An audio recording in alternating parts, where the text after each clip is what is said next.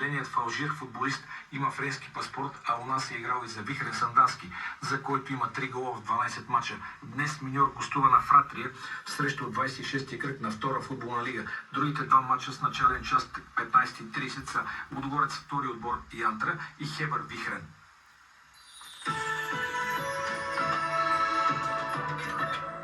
Информация и прогноза за времето очакваме сега от дежурния синоптик Анастасия Кирилова. Добър ден!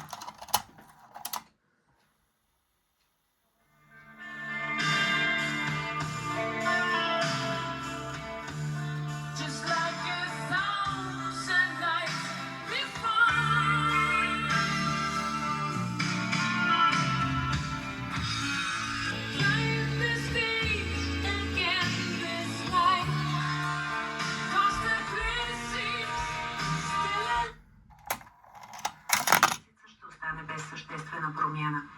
След обяд ще има значителна облачност, ще се развива и купесто дъждовна на много места.